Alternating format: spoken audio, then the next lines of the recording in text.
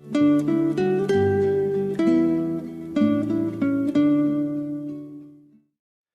오늘도 사무엘하서 5장에 기록된 이 말씀을 통해서 하나님께서 주시는 은혜를 우리가 함께 나누기를 원합니다. 여러분, 이 사무엘하서 5장 말씀에는 드디어 다윗이 이스라엘 전체의 통일 왕국의 왕이 되는 사건이 기록이 되어 있습니다. 어릴 때 아버지 양을 지키던 이 다윗이 사무엘에게 기름 부음을 받고 사울에게 쫓겨다니다가 영적인 단련을 받은 후에 이제 드디어 이스라엘의 왕이 되었습니다. 다윗은 목동으로 기름 부음을 받고 또 유다 지파에서 기름 부음을 받고 이제 통일 왕국의 왕으로 기름 부음을 받게 됩니다. 그래서 이 다윗은 이스라엘의 왕으로서는 유일하게 3번이나 기름 부음을 받은 왕이 됩니다. 그래서 이 다윗의 나라는 사실 예수 그리스도의 사역과 하나님 나라를 상징하기도 합니다. 3번 기름 부음을 받았다는 것은 이 예수님의 3가지 사역을 상징하기도 합니다. 왕과 제사장과 이 선지자의 사역이 이 구약의 기름 부음 받는 3가지 사역인데 예수님께서 이 3가지 사역을 담당하셨기 때문에 이 다윗이 3번 기름 부음 받는 것은 의미가 있는 것입니다. 그래서 성경에는 이 다윗의 이야기와 이 다윗의 나라에 대해서 자세하게 기록을 하고 있는 것입니다.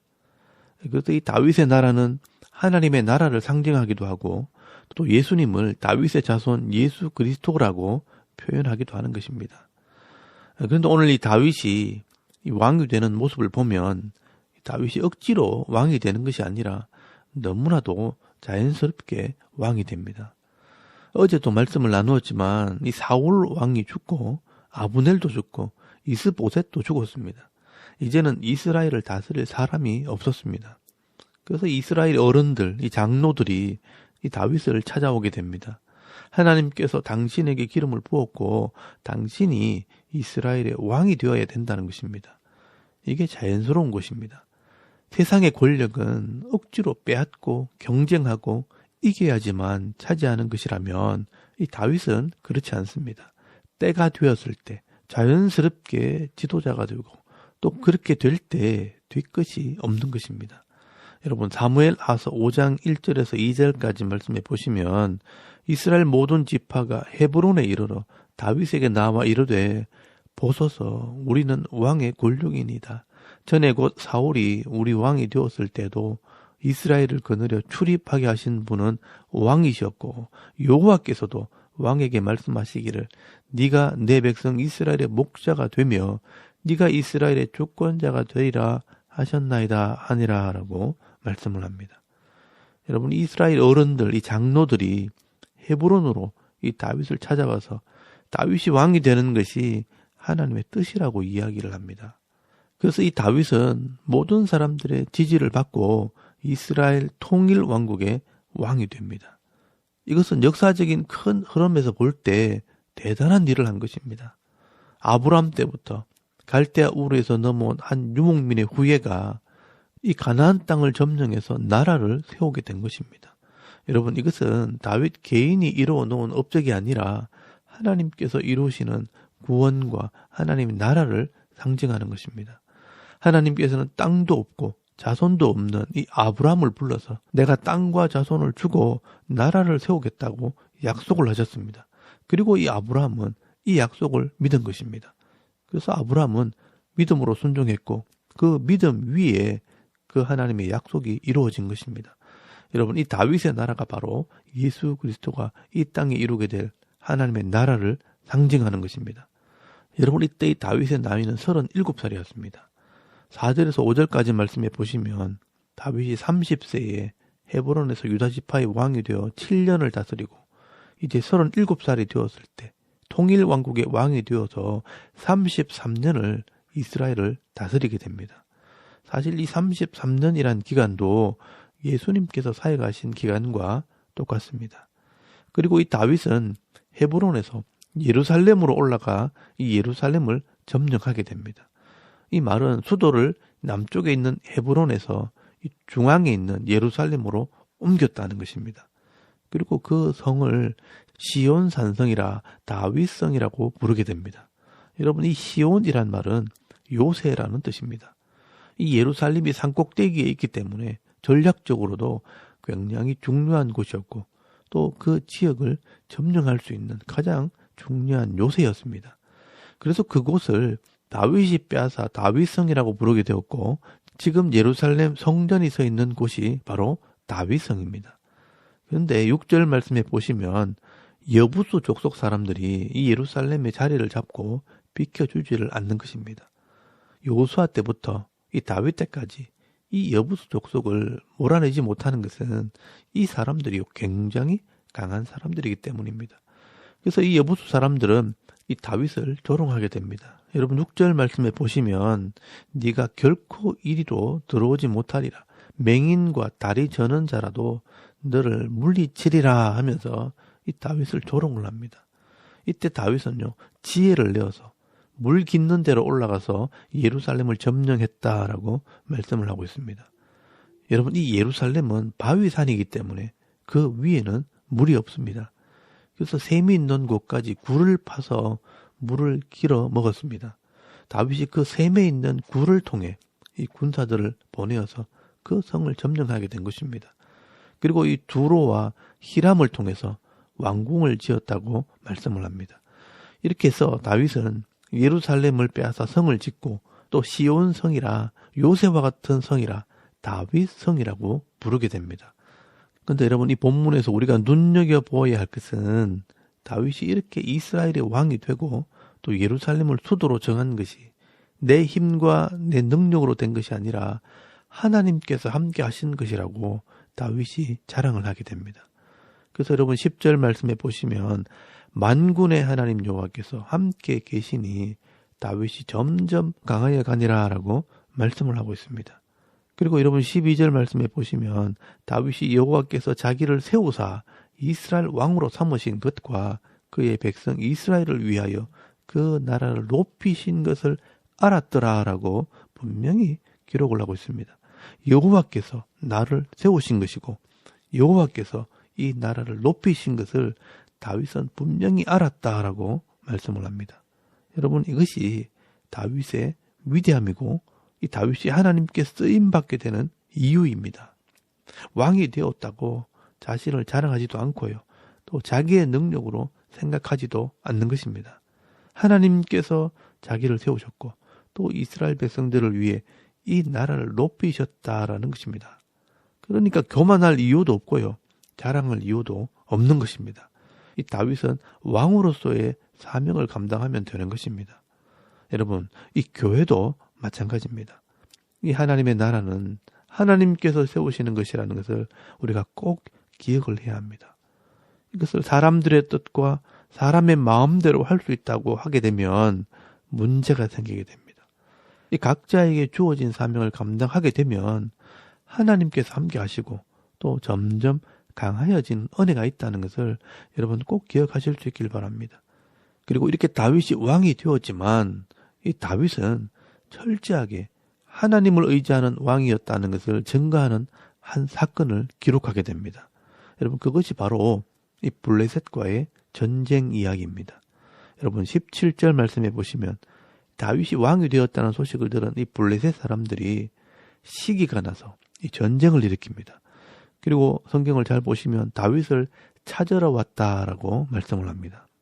17절 말씀에 보시면 이스라엘이 다윗에게 기름 부어 이스라엘 왕으로 삼았다 함을 블레셋 사람들이 듣고 이 블레셋 사람들이 다윗을 찾으러 올라오매 다윗이 듣고 요새로 나아가니라 라고 말씀을 합니다. 예전에 다윗은 사울을 피해 아기스로 망명을 했고 이 아기스의 밑에서 용병으로 있었습니다. 그런데 이 다윗이 이스라엘의 왕이 된 겁니다. 이 아기스 입장에서는 내 밑에 있던 사람이 왕이 되었으면 찾아와서 인사를 하든지 엎드려야 되는데 다윗이 아무런 이야기가 없으니까 다윗을 찾으러 왔다는 것입니다. 그때 다윗은 큰 소리를 칠 수도 있었을 것입니다. 예전에는 내가 아기스의 밑에 있던 사람이지만 지금은 이스라엘의 왕이 되었습니다. 예전에 내가 아니다 하면서 이 자신의 힘과 능력을 자랑할 수도 있었을 것입니다. 그런데 이 다윗은 그렇게 하지 않습니다. 철저하게 하나님께 엎드립니다. 여러분 19절 말씀에 보시면 다윗이 여호와께 여쭈어 이르되 내가 블레셋 사람들에게로 올라가리까 여호와께서 그들을 내 손에 넘기시겠나이까 라고 묻고 있습니다. 여러분 이 다윗은 이스라엘의 왕이지만 하나님의 종이었습니다. 그래서 다윗은 하나님께 묻고 하나님께서 말씀하신 대로 순종을 할 때 그 전쟁에서 승리하게 되는 것입니다.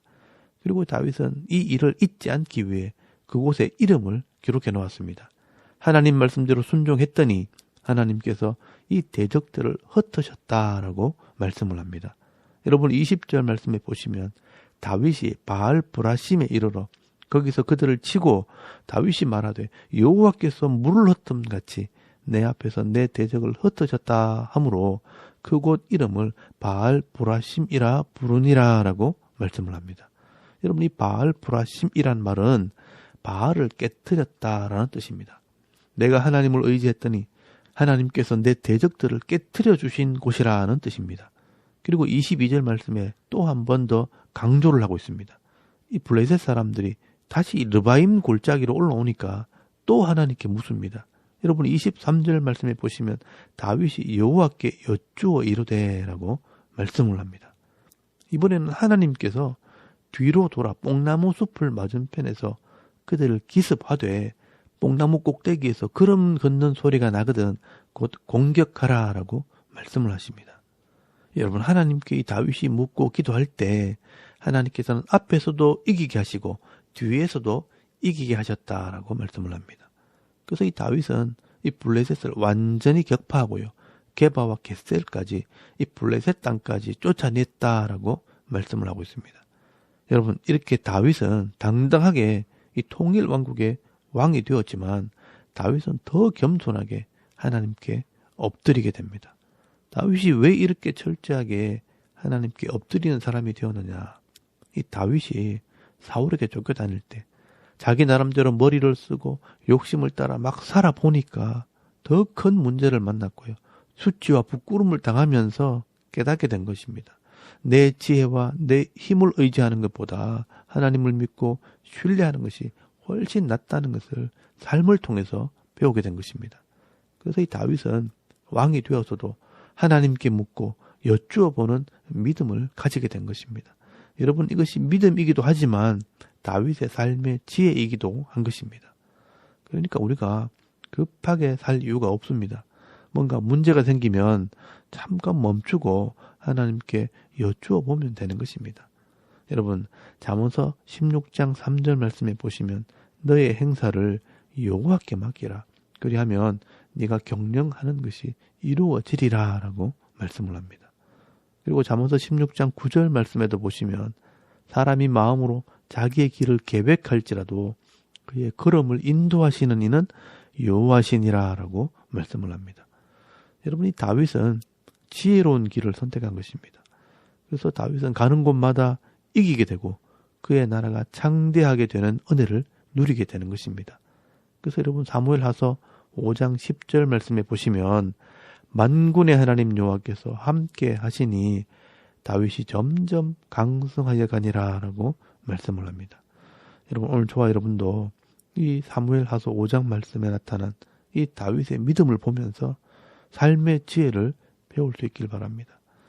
여러분 삶은 억지와 경쟁과 투쟁과 쟁취로 살아가는 것이 아니라 자연스러운 은혜가 있어야 하는 겁니다.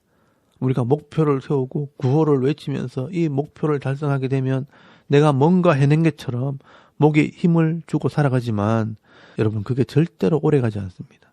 자기 자랑하다가 또 욕심을 따라서 더 큰 목표를 또 세우게 됩니다.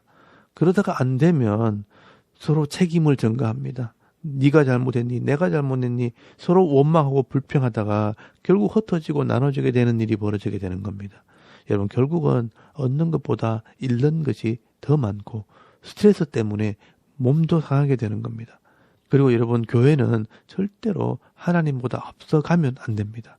하나님께서 앞서가시고 하나님의 은혜로 되어질 때 감사할 수 있고 우리가 누릴 수 있게 되어지는 겁니다. 여러분 24절 말씀에 보시면 뽕나무 꼭대기에서 걸음 걷는 소리가 들리거든 곧 공격하라.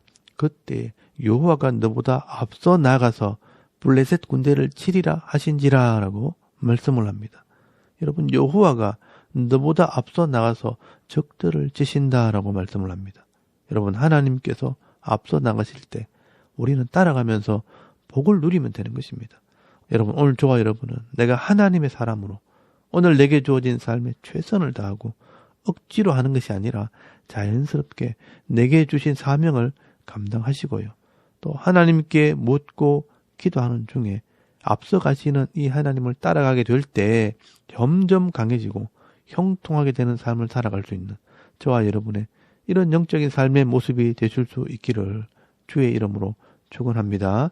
아멘. 우리 잠깐 기도드리겠습니다. 오늘도 하나님과 동행하는 하루가 되게 하시고 강성해지는 은혜가 있게 하옵소서. 자신을 위해서 기도하시고요. 또 나라와 민족과 섬기는 교회와 가정과 기업과 이 자녀들의 믿음을 위해서 중보기도 하시고 또 개인의 기도 제목을 따라 기도하고 오늘 하루 삶을 또 시작할 수 있기를 바랍니다. 다 같이 우리 하나님께 한번 기도드리겠습니다. 살아계신 하나님, 은혜를 감사합니다. 오늘 이 아침에 하나님을 예배하게 하시고